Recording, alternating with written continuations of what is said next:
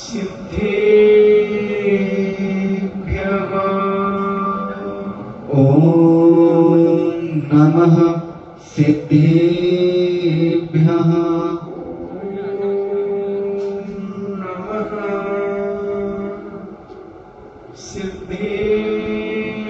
सिद्धेभ्यः ॐ नमः सिद्धेभ्यः नमः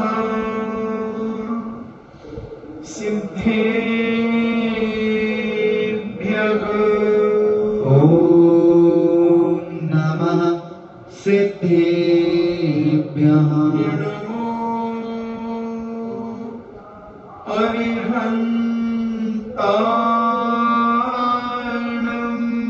नमो अरिहन्तारणं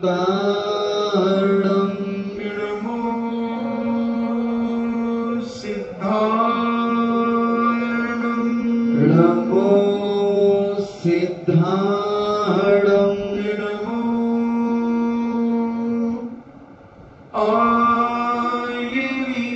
आयर्याणं नमो आयर्याणं नमो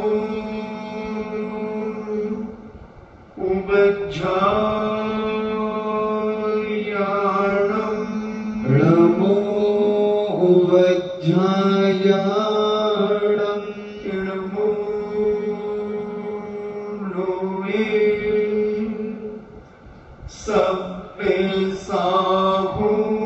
सव्वेसाहूणं नमो लोवे सव्वेसाहूणं।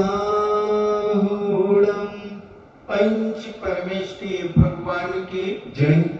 अहिंसा में वीतराग विश्व धर्म की जय। देवादिदेव 1008 श्री आदिनाथ भगवान की जय।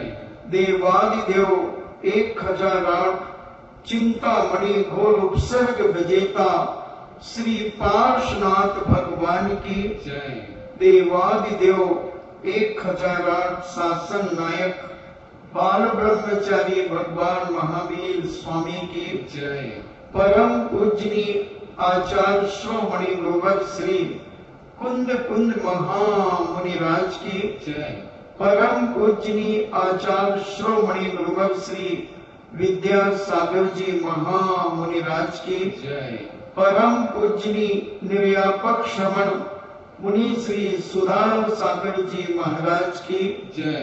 परम पूजनीय 3,9 करोड़ महामुनिराजों की जय।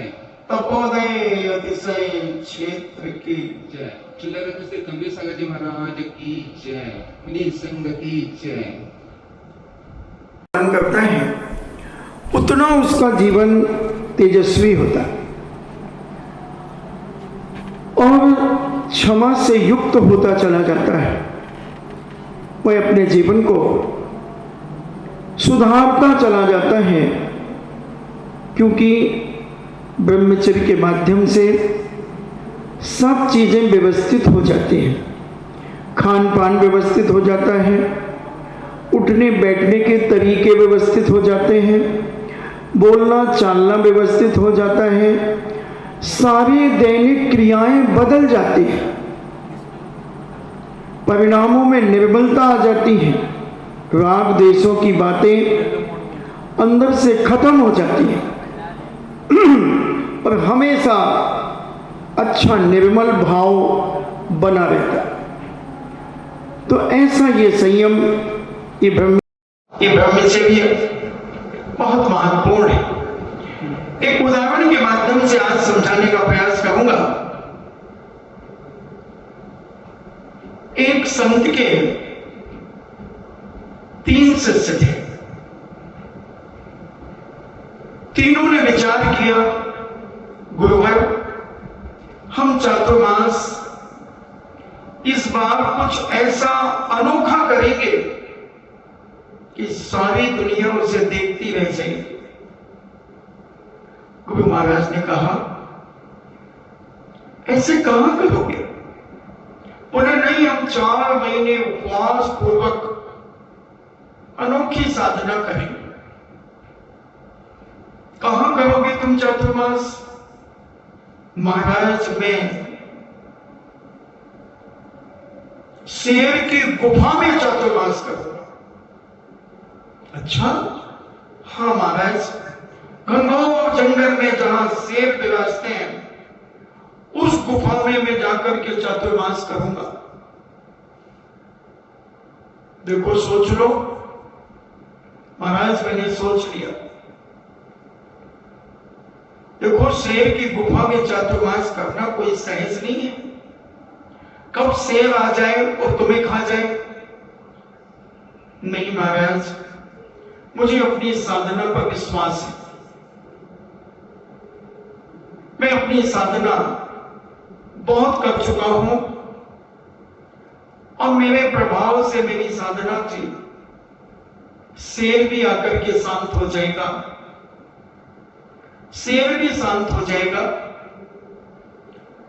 गुरु महाराज ने अनेक अनेक तरीके से समझाने का प्रयास किया,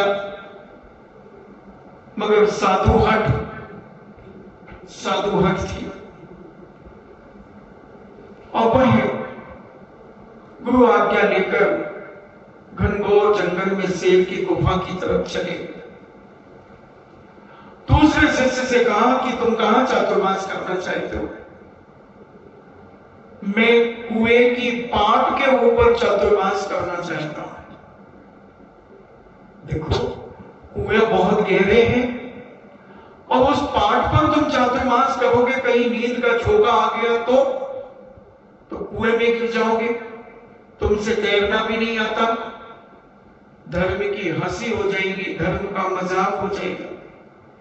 नहीं महाराज, मैंने बहुत साधना कर ली है, मैंने बहुत बड़ी बड़ी साधना कर ली। मैं कुएं के पाट पर कई बार महीनों बैठ करके आया हूं और निद्रा को भी मैंने जीत लिया है। इसलिए प्रभु, मुझे आज्ञा दीजिए कि मैं कुएं की पाट के ऊपर चातुर्मास करूं और अखंड ब्रह्मचर्य का पालन करके। गुरु महाराज ने कहा कि वो तो तुम्हारा व्रत तो है ही, मगर भाई कुएं के पाट पर तुम्हें चातुर्मास करना है। 4 महीने तक, दीपावली तक तुम क्या निद्रा को जीत सकते हो? हाँ महाराज, जब बाहुबली भगवान 1 साल तक निद्रा को जीत गए तो फिर मेरे लिए कौन सी बात? मैं 4 महीने जीत लूंगा। देखो, कुआं पर पानी भरने वाले लोग भी आएंगे, पानी भी खींचेंगे, महिलाएं भी आएंगी, बालिकाएं भी आएंगी, बहू बेटियां भी आएंगी, सभी प्रकार के लोग आएंगे, किन्नर भी आएगा, सभी पानी भरने आएंगे। अगर तुम्हारा मन खराब हो गया तो? नहीं महाराज, कैसी बात करते? मैं इस ब्रह्मचर्य की महिमा को जानता हूं। मैं अपनी जिंदगी में कभी अब्रह्म नहीं करूंगा। बहुत समझाने और परीक्षा लेने के बाद गुरु महाराज ने कुएं के पाट के ऊपर चातुर्मास करने का आशीर्वाद दे दिया। समझ में ना, कुएं का पाट, कुएं की जो घेर होता है उसकी पट्टी। तीसरा शिष्य कहता है, प्रभु, मैं कोसा वेश्यालय के, उस वेश्यालय के कक्ष में चातुर्मास करूंगा। क्या? बहुत फेमस थी उस समय की एक कोसा, गणिका, नित्यांगना कहो, गणिका कहो, वेश्या आदि जो भी, उसके यहां चातुर्मास करोगे? अभी तुम्हारा ब्रह्मचर्य खंडित हो जाएगा। और तुम पहले विष्णु थे, वो पहले उसी कोसा वेश्या के यहां जाते थे साधु बनने के पहले। जैन दर्शन की, दिगंबर जैन दर्शन की कथा नहीं है, अन्य दर्शन की कथा है। गुरु महाराज ने कहा कि नहीं, मैं तुम्हें नहीं जाने दूंगा। कैसे जाओगे तुम्हें राग उत्पन्न हो गया तो? पहले तुम उसके यहां महीनों वर्षों रहे हो और अब साधु बने हो, इसलिए हम उसके यहां नहीं चातुर्मास करने दिए। और उस साधु ने अपने ब्रह्मचर्य की परीक्षा के लिए संकल्प किया था कि मैं कोसा वेश्यालय में जाकर के चातुर्मास करूंगा। दुनिया कुछ भी कहे, मगर मैं अपने आप में इतना दृढ़ हूं, जो कम में सुरा सो धम में सुरा। जो कर्म में शूरवीर होता है वह धर्म में भी शूरवीर हो जाता है। इसलिए हे पूज्य गुरुदेव, मुझे आशीर्वाद दीजिए कि मैं उस वेश्यालय में जाकर के चातुर्मास करूं, उसकी चित्रशाला में जाकर के चातुर्मास करूं, जहां अनेक अनेक प्रकार के बड़े बड़े चित्र लोगों के मन को लुभाने के लिए लगे हुए। वहां जो भी जाता उन चित्रों को देख करके इतना आकर्षित हो जाता है, और वह वहां की गणिका ही ऐसी है कि उसके सामने बड़े बड़े राजा महाराजा झुक जाते हैं। इसीलिए तो कह रहा हूं कि वहां तो मैं चातुर्मास के लिए नहीं जाना। महाराज, मैं तो चातुर्मास करूंगा तो कोसा की चित्रशाला में ही करूंगा। गुरु महाराज जब किसी चीज का कोई शिष्य जब नियम मांगता है तो उसकी हर तरफ से ठोकते बजा करके परीक्षा देते हैं।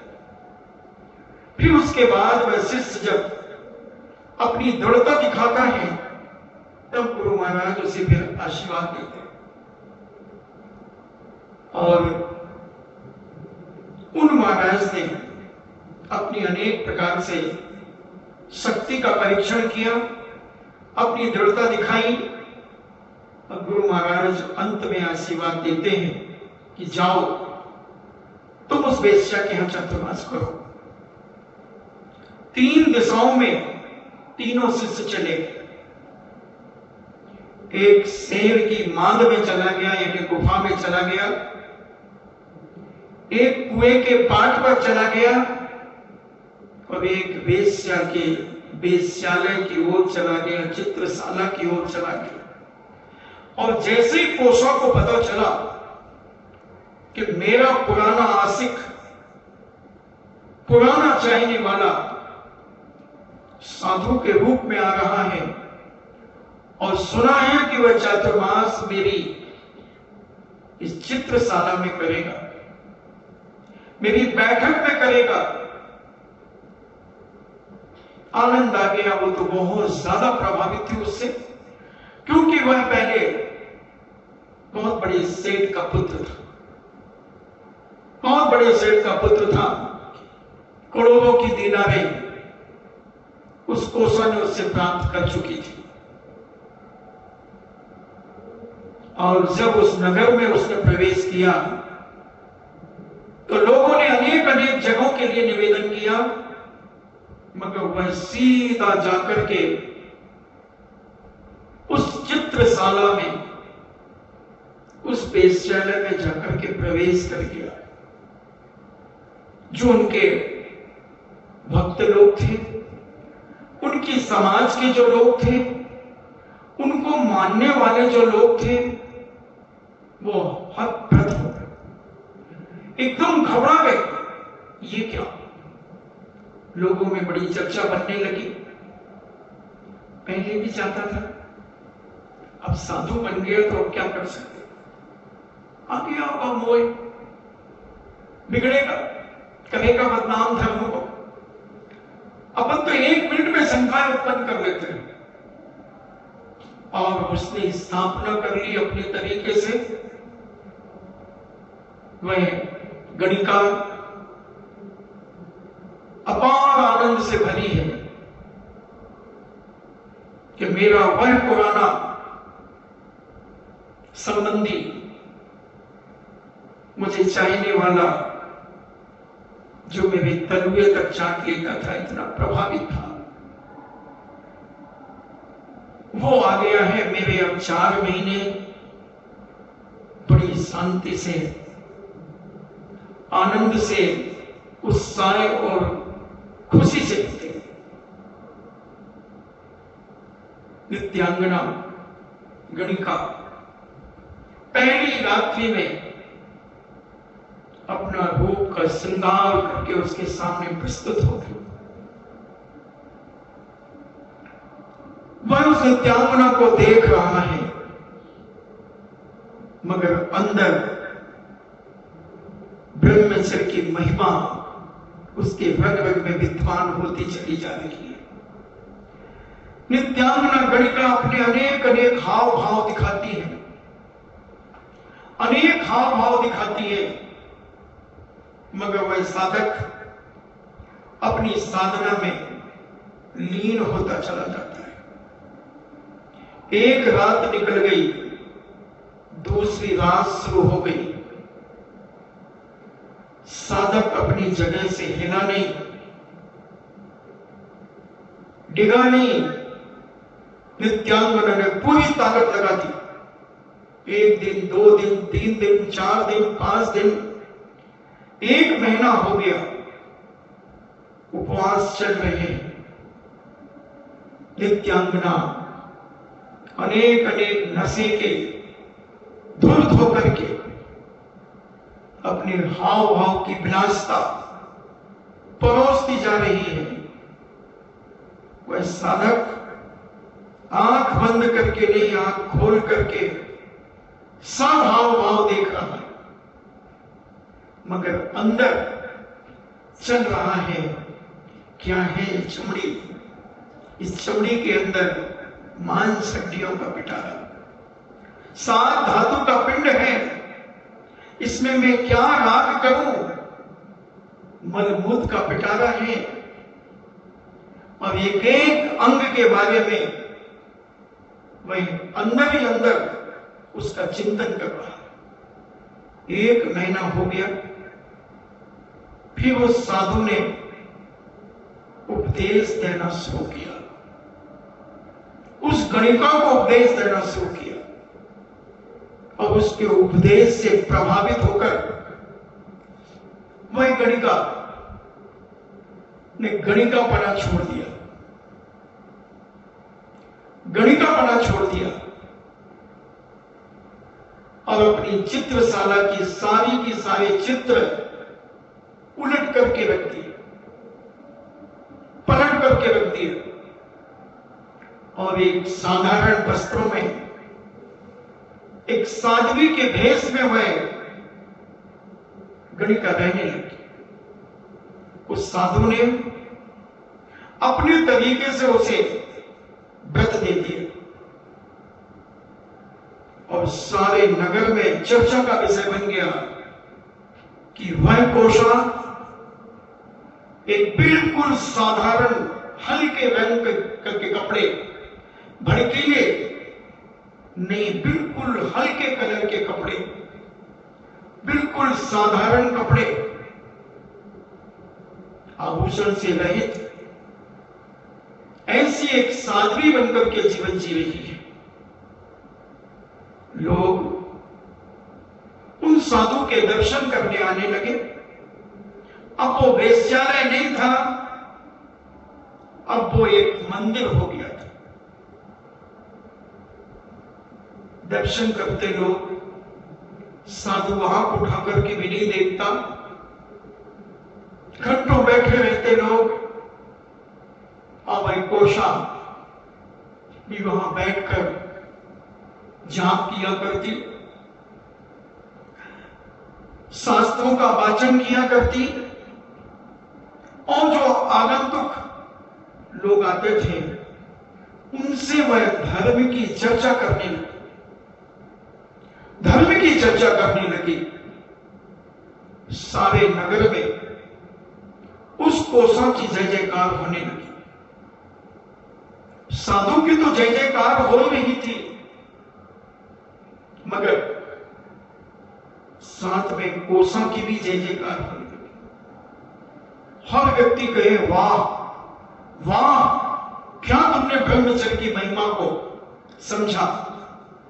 तुम्हारी जिंदगी तो एक खाई के समान हो गई थी, तुम्हारी जिंदगी तो एक धोबी के घाट के समान हो गई थी। न जाने कौन कौन इसके पास आया होगा। जैसे घाट पर धोबी न जाने किस किस जाति के कपड़े धोता है, उसी प्रकार जो ये वेश्याएं होती है, गणिकाएं होती हैं, इनके पास कौन कौन नहीं जाता। छोटे से छोटा और बड़े से बड़ा जब उसकी चर्या को देखा, सात्विक भोजन करने लगी। जो शराब के नशे में, पाप के नशे में झूमती थी, वो आज अपने मुख से मंत्रों का जाप कर रही है, मंत्रों का जाप कर रही है। उसके घर से सारे नशे की चीजें खत्म हो गई, सारे नशे की चीजें खत्म हो गई। मात्र वहां पर सात्विक चीजें आती। सारा हॉल जो राम रंग से रंगा था, अब वो विरागता की ओर बढ़ रहा है। साधु संतों के चित्र लगे हुए हैं, बड़े बड़े सेठ साहूकार जो उसके पास आया करते थे, उसकी दशा देख करके वो लौट जाते। न उसके चेहरे पर मुस्कान थी, न उसके चेहरे पर कोई राग भाव था, न कोई वासना का झलक थी चेहरे पर। एक शांत परिणाम, एक तृप्तता को लेकर के उसके अंदर भाव चल रहा था। उसकी शांत मुद्रा देखकर हर व्यक्ति प्रफुल्लित था। साधु, चातुर्मास की दीपावली आ गई। साधु ने चातुर्मास का निष्ठापन किया और उस कोशा को आशीर्वाद दिया कि अब अपनी जिंदगी में कभी अपवित्र मत होना, अब अपनी जिंदगी में अब्रह्म का सेवन मत करना, अब अपनी जिंदगी में एक साध्वी जीवन जीना, क्योंकि गलती इंसानों से ही होती है। मनुष्य गलतियों का पिंड है, इसलिए जो हुआ सो हुआ, मत खोदो कुआ, लोग दंगे बस हुआ, इतने में बोला सुआ, और सब मिलकर के खाओ मालपुआ, सब मिलकर के खाओ मालपुआ। और साधु ने संबोधन दिया, वो इसने एक साध्वी का व्रत धारण कर लिया और साध्वी बन गई। तीनों शिष्य अपने अपने चातुर्मास का निष्ठापन करके आ रहे हैं। कोसा के वेश्यालय से साधु आ रहा है, हजारों की जनता उसके पीछे चल रही है, जय जयकार के नारे हो रहे हैं। एक शेर की गुफा से चातुर्मास करता हुआ आ रहा है। समझ लो शेर की गुफा ऐसी जैसे पीछे का गेट दिख रहा है। तुम्हें अगर रात को 12 बजे उस गुफा में से इस पंडाल में प्रवेश करा दिया जाए, मत तो ना हो, टॉर्च ले लेना हाथ में, ना मैं तो नहीं निकलू। कुएं की पाट पर बैठा हुआ साधु भी चातुर्मास करके आया है। एक नींद के झोंके में पानी में गिर सकता था, कुएं में डूब के मर सकता था। एक सिंह की दहाड़ में जीवन समाप्त हो सकता था। तीनों अपनी अपनी बहादुरी का परिचय देकर अपने अपने ब्रह्मचर्य की शक्ति का परिचय देकर के प्रवेश हो रही है गुरु चरणों में। कुएं की पाट पर जब चातुर्मास करने वाला साधक आता है, गुरु महाराज के चरण छू करके मस्तक पर लगाता है। गुरु महाराज ने कहा, कोई कष्ट तो नहीं हुआ? नहीं महाराज, आपका आशीर्वाद था और मैंने पूरा चातुर्मास कुएं की पाट पर किया। अच्छा, शाबाश शाबाश, 3 बार शाबाश की भावना दी। दूसरे नंबर का शिष्य आया जो सिंह की मांद में चातुर्मास करके आया था, शेर की गुफा में चातुर्मास करके आया था, और कहा, वाह बहादुर, वाह बहादुर, शाबाश बहादुर। कोशा के यहां पर चातुर्मास करने वाला साधक, हजारों की जनता जिसके पीछे थी, हजारों की जनता, वह आया, गुरु को प्रणाम किया। गुरु ने कहा, स्खलित तो नहीं हुए? बेश्या ने तुम्हें आकर्षित तो नहीं किया? तुमने अपना ब्रह्मचर्य खंडित तो नहीं किया? गुरुजी, ये सारी जनता है, मैं अपने मुंह से अपनी बड़ाई नहीं करना चाहता, ये सारे नगर के लोग बताएंगे। बड़े बड़े श्रेष्ठीगण, बड़े बड़े विद्वान और पंडितगण आगे आकर के गुरु महाराज से कहते हैं, गुरु महाराज धन्य, मैंने इनको वो पापी के रूप में देखा है कि जिनके हाथ में दारू की बोतल थी और इस कोसा के यहां पर नालियों में पड़े रहते थे, इसके कोठे में पड़े रहते थे, और इन्होंने अपने पिता का पैसा, लाखों करोड़ों रुपया इस कोसा को देकर जीवन बर्बाद किया था। मगर आपके चरण सानिध्य में आकर इन्होंने जो ब्रह्मचर्य का पालन किया, इस ब्रह्मचर्य की महिमा को इन्होंने समझा, ब्रह्म को समझा, और इन्होंने उस वेश्यालय में जाकर के जो चातुर्मास किया, उसकी चर्चा सारे इस विशाल नगर में है। हमारा बहुत विशाल नगर है जहां कई लाखों की जनता है, अब एक एक जनता ने वहां जाकर के देखा है जो कभी जिंदगी में उस कोठे पे नहीं गए, उस चित्रशाला में नहीं गए, उस वेश्यालय में नहीं गए, मगर इन साधु की महिमा सुनकर के कि जिन्होंने उस गणिका को चारित्रवान बना लिया, पवित्र गुणों से भर दिया, जिसका खान पान सुधार करके दाल रोटी सब्जी पर ला दिया, दूध पर ला दिया। इनकी चर्चा हर जाति के व्यक्ति ने सुनी और इनके ब्रह्मचर्य की महिमा हर व्यक्ति ने कही। वेश्या को साध्वी का रूप बनाना कोई मामूली बात है? जिसके रग रग में वासना होती है, जिसके एक एक कदम कदम पर वासना होती है, जिसकी दृष्टि में वासना होती है, उसे विराग से भर देना। गुरु महाराज ने सबकी बातें सुनकर के उस साधक को वीर मार्तंड की उपाधि से विभूषित किया।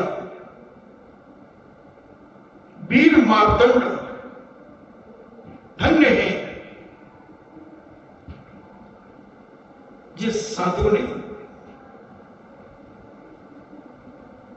शेर की गुफा में चातुर्मास किया था, जिस साधु ने कुएं के पाट पर चातुर्मास किया था, उन्हें ईर्षा हो गई। इसको वीर मार्तंड की उपाधि, और मुझे वाह वाह, इससे क्या होता है? अंदर टीस लगी, क्योंकि उपाधियों के पीछे आज आदमी पागल हो रहा है। मुनि की उपाधि कम पड़ गई, मुनि डॉक्टर लिखवा रहे हैं अपने आप को, डॉक्टर।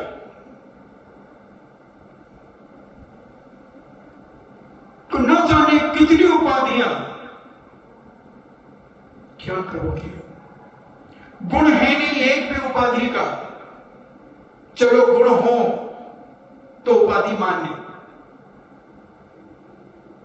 आपके जो भी उपाधि आपको लगाई जाती है, वो लक्षण अगर आपके पास है, वो सारे गुण आपके पास है, वो ज्ञान आपके पास है, वो कला आपके पास है, तो चलो मैं थोड़ी देर के लिए मान्य रखता हूं। मगर प्रोफेसरों को खरीद कर मानव उपाधि ले ली, अनेक अनेक प्रकार से खैर, और वही अंदर ही अंदर टीस लगी है कि मैं भी वीर मार्तंड की उपाधि पाऊंगा। और जब चातुर्मास का समय आया, गुरु महाराज के पास दोनों से साये और कहा, गुरु महाराज मैं भी कोसा के यहां चातुर्मास करूंगा, मैं भी वेश्यालय में चातुर्मास करूंगा, मैं शेर की गुफा में चातुर्मास करके आया, आपने एक शाबाशी दे दी। दूसरा कहता है मैं कुएं के पार पर चातुर्मास करके आया, आपने वाह कर दिया, और ये वेश्यालय के यहां वेश्यालय में चातुर्मास करके आए तो ने वीर मार्तंड की उपाधि दे दी। कौन सी बड़ी बात है? हम भी करेंगे, हम नहीं करेंगे, हम नहीं करेंगे, अपन तो महाराज के साथ करेंगे, हम नहीं करेंगे, हमें नहीं चाहिए वीर मार्तंड की उपाधि। गुरु महाराज ने बहुत समझाया, दोनों नहीं माने।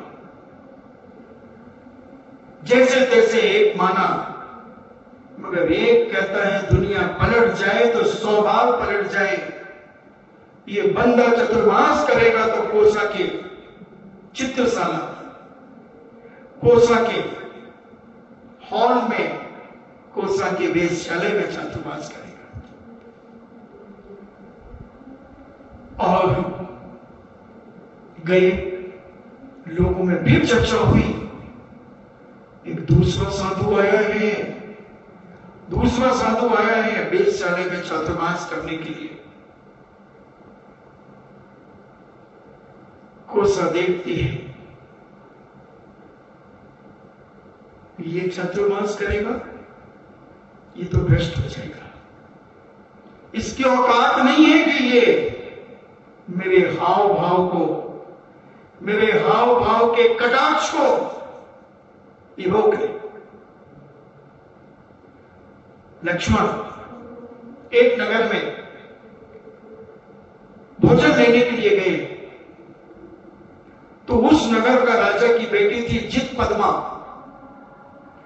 और जित पद्मा पुरुषों से नफरत करती थी, मगर शादी भी करना थी और पुरुषों से भी नफरत करती थी। तो उसने अपने पिता से कहा कि पिता, मुझे ऐसा शक्तिशाली पुरुष चाहिए, उसके लिए परीक्षा की जाए और 5 शक्तियां आप फेंकें, और जो पुरुष उन शक्तियों को अपने काबू में कर ले, उस पुरुष से मैं शादी करूंगी। और जिस दिन इसकी घोषणा हुई तो नगर में चर्चा चली, कई मन चले कि उसकी तो शादी होनी नहीं, कई होते ना, जिनको इसी में मजा आता है। जो कुंवारे होते हैं तो थोड़ा सा अगर 1-2 बार कोई कन्या उसे निग्लेक्ट कर दे तो फिर उन्हें भी अहंकार आता है, वो बहुत अहंकारी, उसकी तो होनी नहीं। ऐसा दुनिया के आप सब जानते हैं क्या क्या चलता, मैं भी जानता हूं, मगर बताने से क्या मतलब। अब आप तो जानते ही हो कि मैं कितना जानता हूं। हाँ, और वह जित पद्मा, जब लक्ष्मण भोजन के लिए गए, भैया राम और सीता को वनवास में छोड़ गए, और एक साधारण भेष में जब वहां गए तो बड़ी खुशर चल रही थी सारे नगर में। जहां जाए लोग एक ही बात करें, कैसा अजीब राजा है, ऐसा भी हो सकता है कि उसकी शक्तियों को जो झेल लेगा उससे शादी करेगा। लक्ष्मण पूछता है दो बच्चों से, क्या बात है, ये क्या बातें कर रहे हैं? बोले कुछ नहीं, हमारे नगर की राजकुमारी है जित पद्मा, तो उनने शर्त रखी है कि जो भी मेरे पिता के द्वारा फेंकी हुई शक्तियां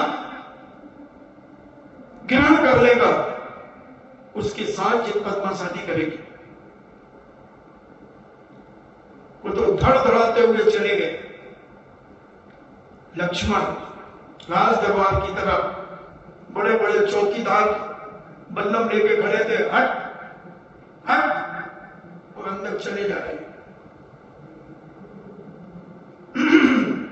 ऊपर से खिड़की से छुप करके जित पद्मा देखती है लक्ष्मण को,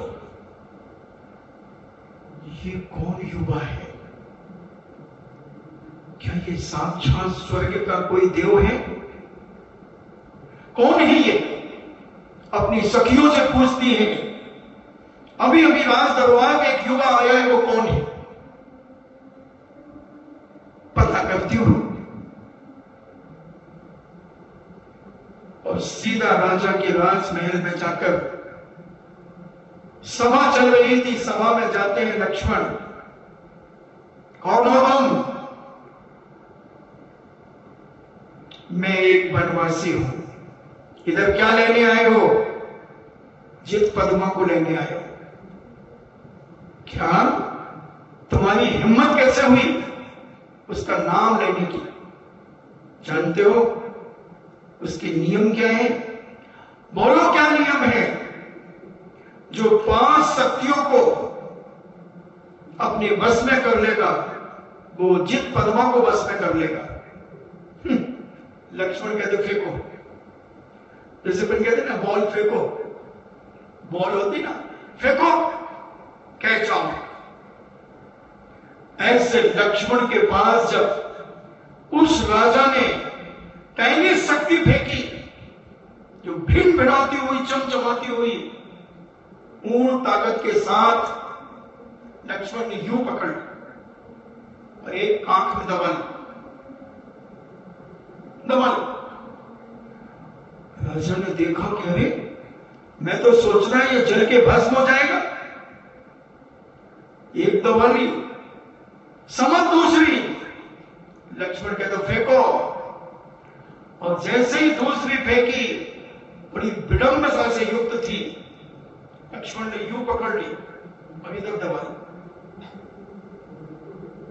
तीसरी फेंकी, पैर से दबा ली।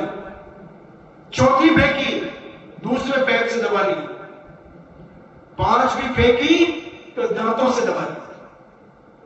बड़ी खतरनाक शक्तियां थी।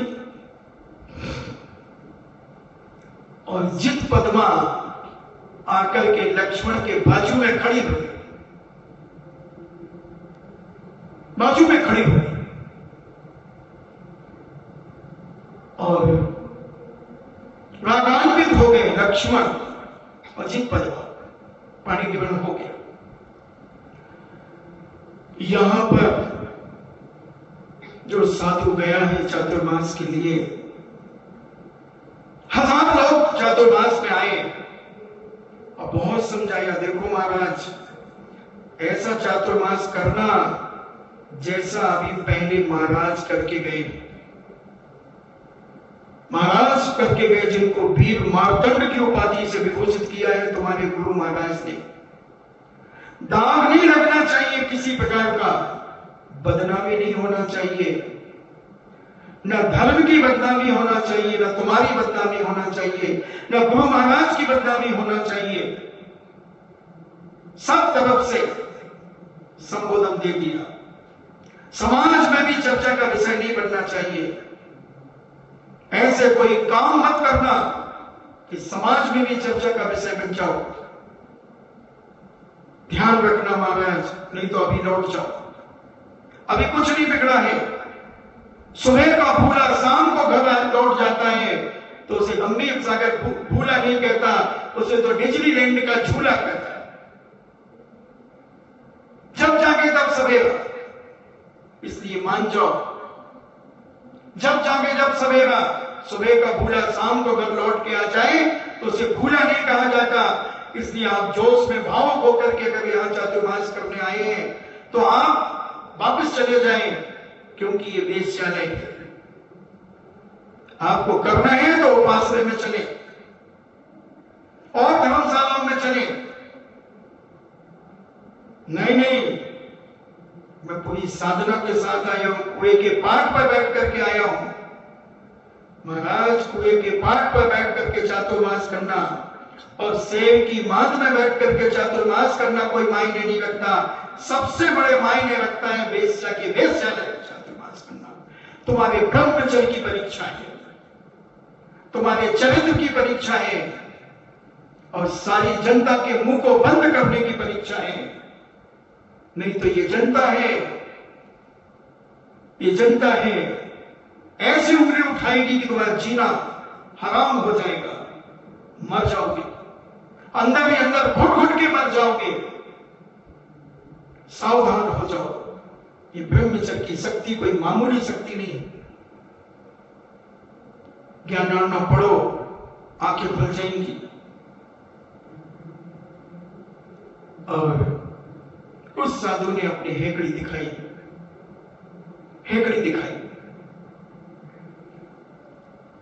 और चातुर्मास की स्थापना कर ली। कोशा अपने रूप में आ गई, जो 1 साल पहले जो नित्यांगना थी, गणिका थी, मगर अंदर से तो वो गति हो चुकी थी। इस साधु की परीक्षा लेना थी उसे कि ये साधु कहीं विचलित तो नहीं हो जाएगा। और वह अपने रूप में आई, अर्ध वस्त्रों में आई। साधु देखता है और उसको छूने के लिए हाथ बढ़ाने लगा। कोसा कहती, खबरदार, क्या है तेरे पास जो मुझे पाना चाहता है, जो मुझे छूना चाहता है। अब ब्रह्म शुरू हो गया। और वेश्या जैसे बुद्धिशाली दुनिया में कोई नहीं होता। बहुत बुद्धिशाली होती, बहुत बुद्धिशाली, अच्छों को छुपके चढ़ा देती है, सारा निकाल लेती है, कछुमड़ बाप दादाओं की भी पीढ़ी दर पीढ़ी धन निकाल लेती है, रोड पे खड़ा कर देती है, चारू कीर्ति जैसा, चारू दत्त जैसा सेप्टिक टैंक में पटक दिया। पर स्त्री बहुत खतरनाक होती है बंधुओं। भरे बाजार में खड़े बेच देगी। जब वो अपने पे आ जाए तो दुनिया की कोई ताकत नहीं समझ पाती।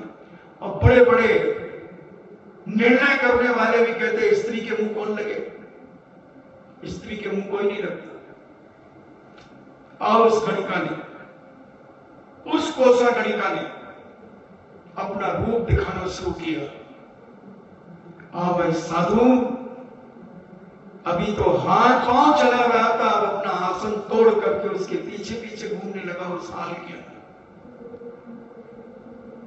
और कहा कि तेरे पास है क्या करूंगी मैं तेरा ये कपड़े क्या करूंगी, ये तेरी कमंडल क्या करूंगी, ये तेरा ओगा क्या करूंगी, ये रजोहरण क्या करूंगी तेरा। माल क्या है ये बता, माल चाहिए। बोले बोल तू क्या चाहती है। बोले मैं चाहती हूं नेपाल नरेश के पास जो रत्नों का कंबल है वह कंबल लेकर के आओ। नेपाल नरेश के पास से रत्नों का कंबल लेके आओ तो मैं जानूंगी तुम्हारे पास कुछ है, फिर मैं तुम्हारी हो सकती हूं। वो साधु भी चातुर्मास में उठ गया और भागता जा रहा है नेपाल। ये उनके यहां सितंबरों की कथा आती है, शायद योग सार ऐसे करके कोई ग्रंथ है। और वह साधु भाग रहा है, गिर रहा है, उठ रहा है, भूखा प्यासा जैसे भी बना नेपाल नरेश के पास गया और नेपाल नवेश से कहता है मुझे रत्न कंबल चाहिए। साधु, तुम क्या करोगे रत्न कंबल का? मुझे चाहिए। वो रत्न कंबल लेकर के वहां से आता है और वेश्या कोशा देखती है कि देखो ये पागल अब ब्रह्म के चक्कर में साधुपने से भ्रष्ट हो गया है, स्त्रियों के चक्कर में अपनी मर्यादा खो बैठा है, स्त्रियों के चक्कर में अपनी सारी मर्यादा, अपना धर्म सिद्धांत सब खो बैठा है और बदनामी के अलावा इसके हाथ कुछ नहीं कर रहा। पूरा नगर दुखी हो गया। 20 चातुर्मास में नेपाल चला गया। अब ब्रह्म के लिए कंबल लेकर के आया और जैसे ही कोसा को कंबल दिया, कोसा ने उसके 4 टुकड़े कर दिए और कीचड़ से लिपटे हुए पैर उन कंबलों से पोंछ लिए, उस कंबल से पोंछ लिए और कहा, अरे दुष्ट, तू क्या मामूली समझता है जैसे वीर मार्तंड की उपाधि मिली? तू तो 3 दिन में विचलित हो गया, 3 दिन में तू वासना से भर गया, अब 4 महीने में विचलित नहीं हुआ। और उसने मुझे प्रति बना दिया है। मैं तो तेरी परीक्षा लेने के लिए सारा पाखंड कर रही थी। मैं एक साध्वी बन चुकी हूं, मैं एक साध्वी बन चुकी हूं और तू साधु बनकर के अब्रह्म के सेवन के लिए नेपाल भाग गया। वहां से उड़ता गिरता पड़ता कंबल लेकर के आया। ऐसे कंबल 50 की छल्ली लगी है रे। देख मेरे कोषागार में बड़े बड़े सेठ साहूकारों ने ऐसे कंबल दिए हैं जो मेरी जूतियों के भी काम नहीं है। और कीचड़ के पैर उस कंबल से पहुंच करके उसने फेंक दिया। बोली, तेरी जिंदगी इन कीचड़ से भी गई बीती हो चुकी है। तो त्रिया चरित्र नहीं जानता अभी, और त्रिया चरित्र के चक्कर में पड़ करके तूने अपने जीवन की शक्कर खत्म कर दी। जाप गुरु से कौन सी उपाधि लेगा? कौन सी उपाधि लेगा? साधु का ब्रह्मचर्य क्या होता है? क्या होता है साधु का ब्रह्मचर्य? जब हम इसको देखते हैं, पढ़ते हैं, तो रोमांच हो जाता है। कैसे साधना करते हैं साधु?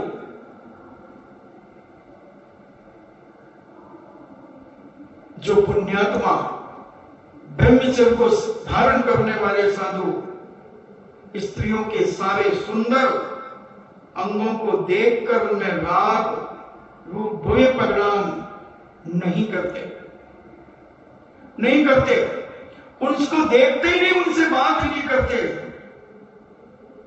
कभी करना पड़े तो नीची दृष्टि करके करते,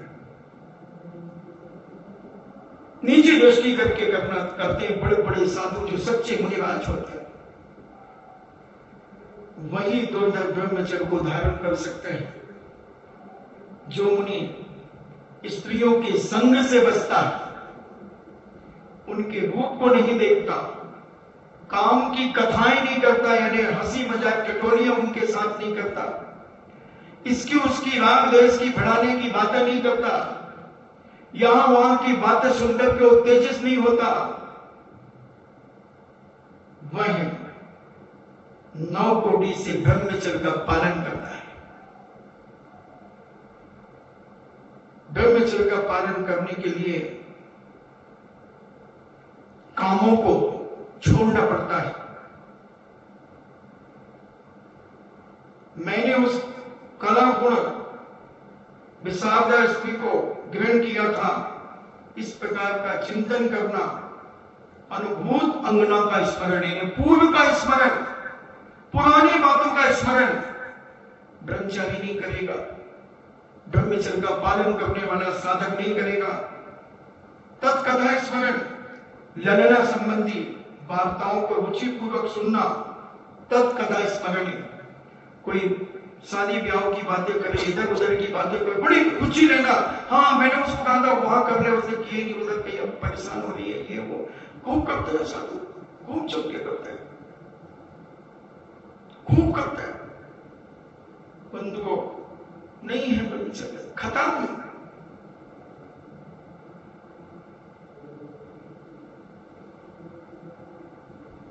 ऐसे शब्द जो मैं बोल नहीं पा रहा हूं,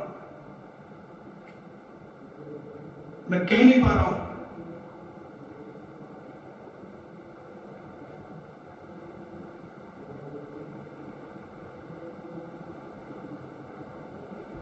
अपने उन विस्तरों की चर्चाएं करना, उन आसनों की चर्चाएं करना, उस कमरे की सजावट की चर्चा करना, ऐसी ऐसी बातें करना, ये सारे के सारे पाप।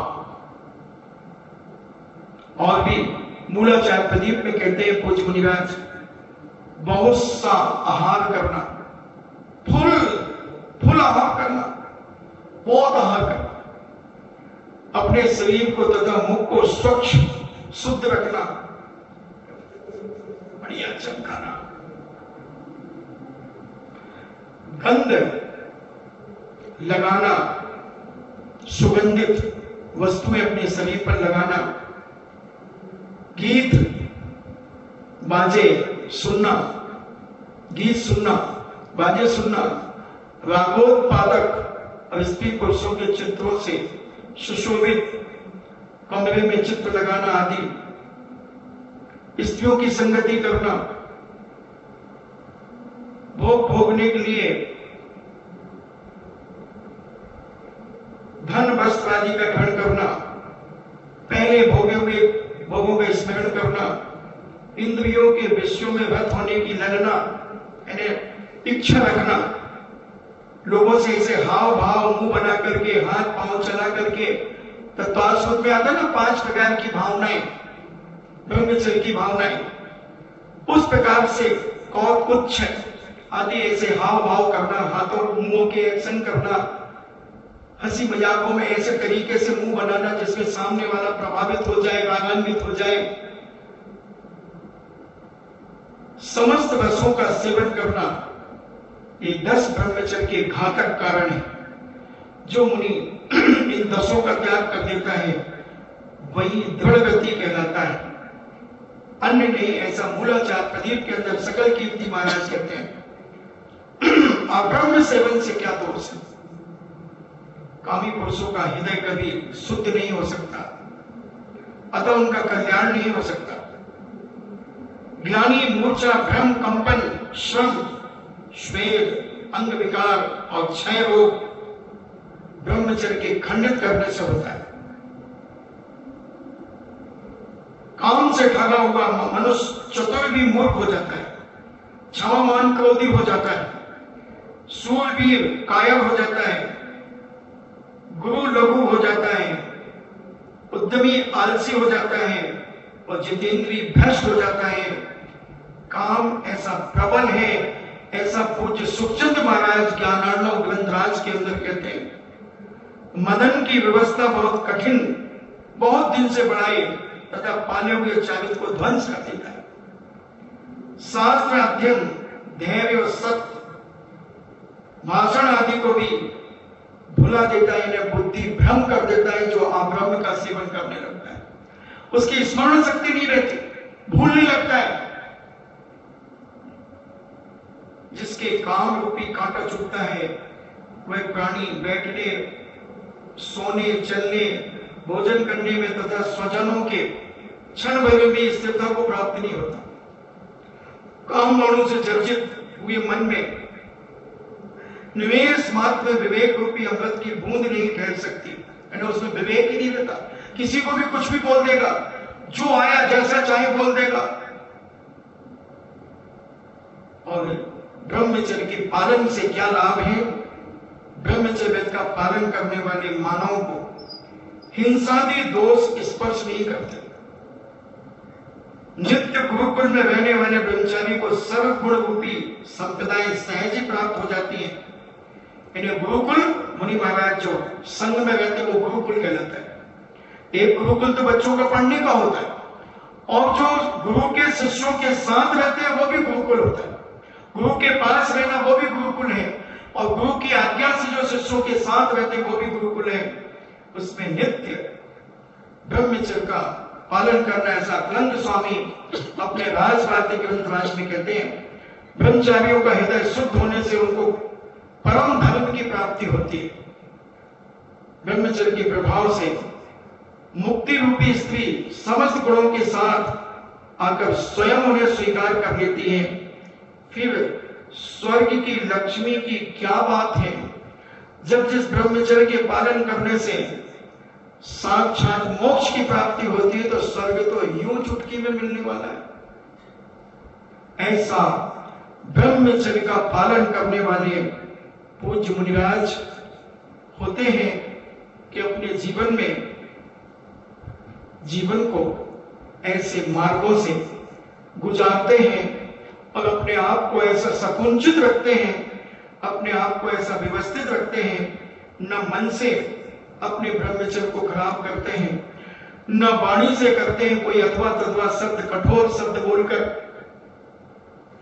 कि जिससे उनकी बदनामी हो, धर्म की बदनामी हो। इस प्रकार से रहित होकर अपनी साधना पूज्याचार्य महाराज और अपने शिष्यों को कराते हैं।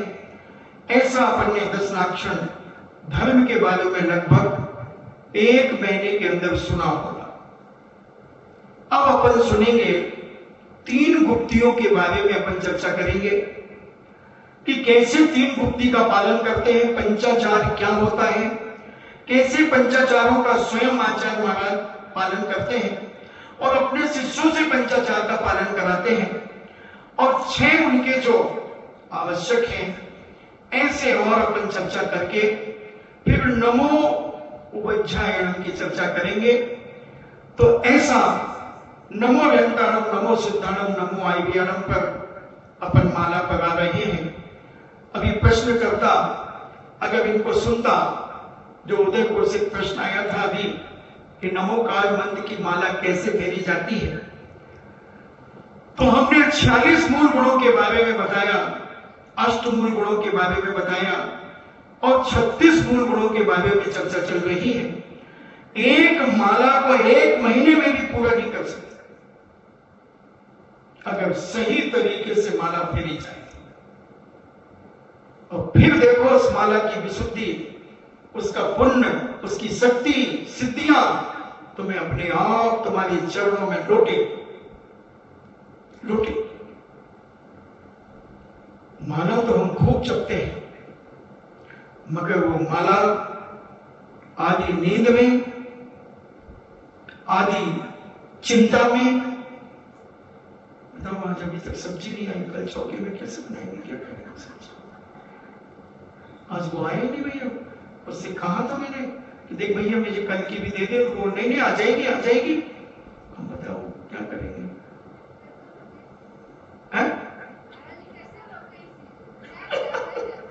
इन्हें मैं जो कहता हूं वो सत्य कहता हूं, बिल्कुल सत्य। इस गति पे कौन माई का नाम झूठ बोल सकता है? उसे अपनी दुर्गति का लाएगा। ये जिनेंद्र भगवान की गति है, ये साक्षात बीतराग मुनिराज इस गति पर बैठते हैं। इसलिए जो मैं कहता हूं, मैं अपना कुछ नहीं कहता, सारा जिनेंद्र भगवान का कहता हूं। बस उसको थोड़ा सा, जैसे एक मां दूध तो पिलाती है अपने बच्चों को, मगर सीधा डायरेक्ट भैंस का दूध आता वो नहीं पिलाती, उसमें पानी मिलाती है, पानी मिला करके दूध देती है कि कहीं बच्चों को दस्त न लग जाए। इसी प्रकार मैं भी, मेरी मां जो मुझे बताती है कि बेटा ये बोल, तो मैं पूछता हूं मां ये अगर डायरेक्ट बोलूंगा तो फिर इनको खलबली तो नहीं मच जाएगी इनके अंदर, इनको कहीं धर्म के प्रति, तो फिर तू देख ले। नहीं मां, बिल्कुल तुम्हारी बात तो सिरों मात है, आपने जो कहा वही बात रहेगी। बस उसमें थोड़ा सा मैं पानी मिलाऊंगा, इनकी भाषा मिलाकर के मैं कहूंगा, जो इन्हें जल्दी समझ में आता है वो बात में इनसे कहूंगा। बात तो आपकी ही करूंगा, आपकी बात से तो स्खलित होऊंगा ही नहीं। आपने जो कहा है वो तो पत्थर की लकीर है, वो तो कहूंगा, उससे विचलित नहीं होऊंगा, मगर थोड़ा कठिन शब्दों को सरल कर दूंगा। हाँ तो तू कर ले, कोई बात। तो ऐसा जिनवाणी में हम माला फेरते फेरते कितने विकल्प करते हैं, कितनी बातें अपने मन में सोचते हैं। तुम्हारे सोचने से क्या सब्जी आ जाएगी? सब्जी तो जब आएगी जब तुम्हें मिलेगी जो मिलेगी, मगर तुम्हारे सोचने से क्या होगा? मैंने एक बार कहा था कि हम कहते महाराज बहुत गर्मी है, बहुत गर्मी है, तो तुम्हारे कहने से क्या गर्मी कम हो जाएगी? ये बताओ मुझे। और कूलर वाला बंद हो गया। मैं तो बैठा था इसलिए कि कूलर चलेगा तो कम से कम हवा मिलेगी। अभी तक बैठती तो चालू रहता ना परमानेंट। हाँ नहीं, वहां से आ रहा ना, ये इनको कह रहा हूं, इनको ये श्रीमतियां। तो ऐसा हम जब, तो मैंने कहा था बहुत गर्मी है, मैंने कहा कि तुम्हारे ऐसे गर्मी कहने से क्या गर्मी कम हो जाएगी? मुझे बताओ।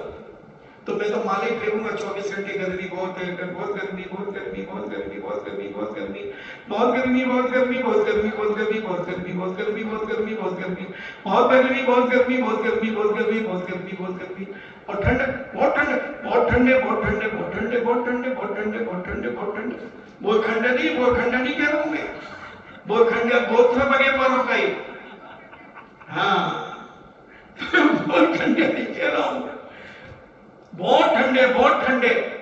तो ऐसे कहने से ना ठंड कम हुई है और ना गर्मी कम हुई है और ना बरसात कम होगी। तुम तो बस ध्यान रखो, जो जैसा है वैसा अपन सहन करो तो पुण्य बंद होगा। और बहुत गर्मी चिल्लाते हो, गर्मी तो पड़ेगी उतना ही, और तुम्हें कर्मों की निर्जरा और रुक जाएगी। इसलिए कभी मत कहो, मुझसे पूछो, मैंने आज तक कहा कि गर्मी बहुत है, मैंने आज तक कहा ठंड बहुत है नहीं। अभी देख लो कितना ठंड, इतनी शक्ति में तो मुर्दों में भी जान डालता हूं। अब तुम क्या? इसलिए हम अपने जीवन को इतना मजबूत रखें, सबसे पहले यहां वहां की बातों से बचें। जितनी राग देश की इधर उधर की बातें तुम्हारे मन में चलेंगी, उतनी अंतरंग शक्ति तुम्हारी कम होती चली जाएगी, तुम्हारा सोच कम होता चला जाएगा और इधर उधर की बातों में मन लगेगा। कोई टेंशन नहीं, हमेशा मस्त रहो। जितना अपना काम है उतना काम संभालो, दुनिया की ठेकेदारी मत करो। और आज दुनिया की ठेकेदारी के कारण विवाद खड़े हो जाते हैं, इधर उधर की बातें बन जाती हैं और बदनामी और हो जाती है। इसलिए बद से बदनाम बुरा होता है। तो जीवन को इतना हल्का करो, जो होगा जैसा होगा कोई बात नहीं।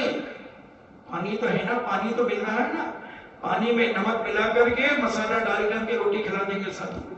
और सच्चा साधु होगा तो मैं दावा करता हूं चेहरा भी सिकन नहीं लाएगा, चेहरे पर सिकन नहीं लाएगा, प्रसन्नता के साथ खाने करके देख लो कभी, मेरे ऊपर प्रैक्टिकल करो।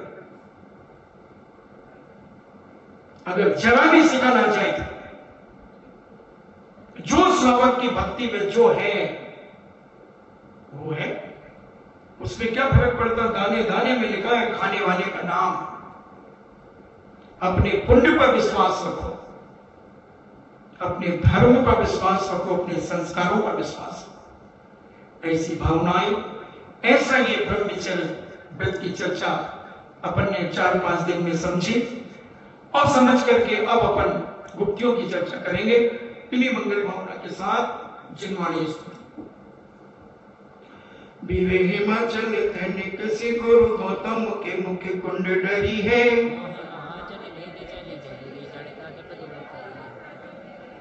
ज्ञान पयो निधि माही रंगी बहु भंग तरंगन सोचरी है।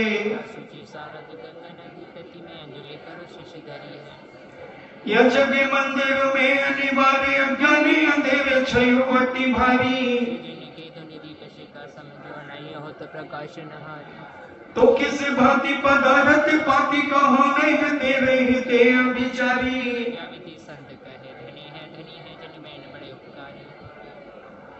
जिनवाणी के ज्ञान से सूझे लोकालोक सुवाणी मस्तक धो सदा दे तुम धो।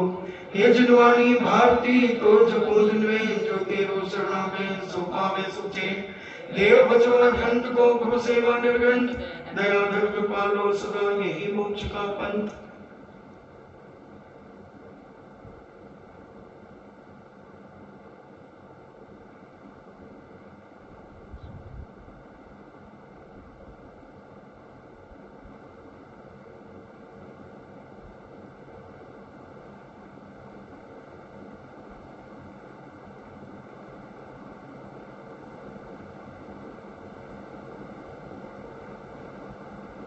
परम पूजनीय द्वादशाम जिनवाणी माता की सुत देवता सुत देवता सुत देवता जैनम जेतो शासनम जैनम जेतो शासनम जैनम जेतो शासनम